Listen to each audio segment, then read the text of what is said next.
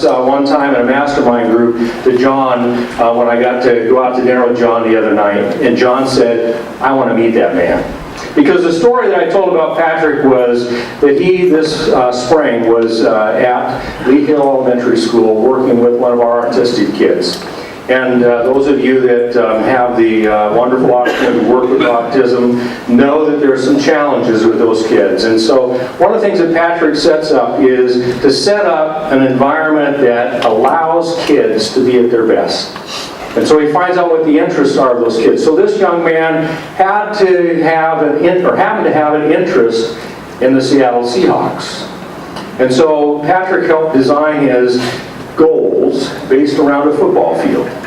And he created an ability for a person for that student to actually make progress by 5-yard and 10-yard markers and score touchdowns. And that made a big impact on that kid's life. And then Lee Hill just happened to have the award of getting or wanting the NFL Play 60 things happen. And Earl Thomas just happened to be the guy who got the opportunity to come to Lee Hill. And you know, Ed's staff, they worked really hard to be sure that the kids that were selected were kids that were deserving. And you know, somehow that kid was selected to be part of the Earl Thomas playground opportunity with NFL Play 60. And that kid followed Earl Thomas around all the time. And so he asked, what is it that this kid, what's his interest? And they told him, you gotta go see his Hawks Den. And so the Hawks Den was where they took and had shown what had happened. Earl Thomas signed that kid's field on there, and that was a special thing. But you know what was even more special than that? Is Earl Thomas took a real interest in that kid, and he invited that kid and their family up to actually go on the field with him during a Seahawks game. So Patrick, in the little things that he does, is a life changer, and he knows how to communicate effectively with people. He claims his greatest accomplishment is being married to his amazing wife, Bree, and raising their beautiful children, Lucas and Bridget. In fact, he has 2 great goals in life, which are to raise a great family and change the world for kids with disabilities. He feels very fortunate to be able to support the former while working on the latter here in Auburn. And here to speak to us this afternoon about keeping the heartbeat, join me in welcoming Patrick Muehling.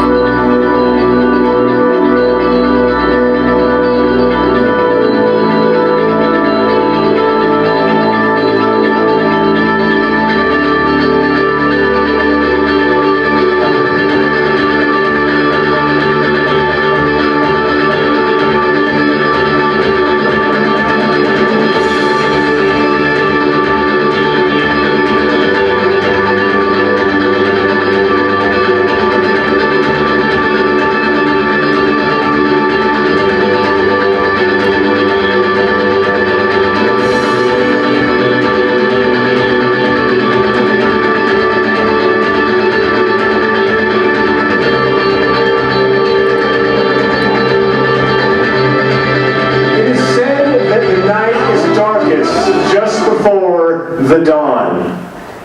And what we need to remember is, in order for that to be true, the sun must rise. And so it is you too who must rise and shine your light, your gifts for our students, so that their future might indeed be bright. Ladies and gentlemen, I have one plea for you here today. And wherever you go, whatever you do in your role in the Auburn School District, set the tone, set the rhythm for yourself, for your colleagues, and for our students. Not through just a single sense, but a complete barrage of the senses. Through word, through action, through your passion, light it up.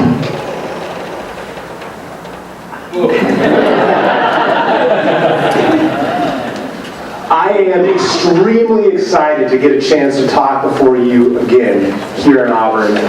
I grew up in Oregon, but I grew up professionally right here in Auburn. I showed up here 9 years ago as a very lost and confused preschool teacher. I actually thought I was going to be interviewing for a preschool job, and they said, no, we have this great high school job for you.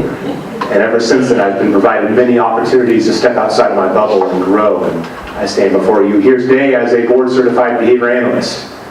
That being said, not everything I'm going to talk about today is behavior analytic in nature. We're going to be talking about some matters of the heart. And so that we can best do that, I'm going to ask you to eliminate any potential competing stimuli. If you can make sure your cell phones are on silent or vibrate, we will be able to focus on you here today. My name is Patrick Muehlek. People oftentimes have a hard time pronouncing my last name. Sometimes people say Molik. Sometimes they say Ben Mentor.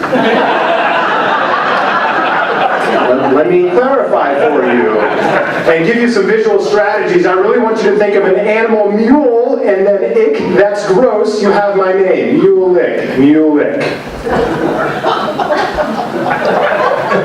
I have no idea what my ancestors did to deserve that name.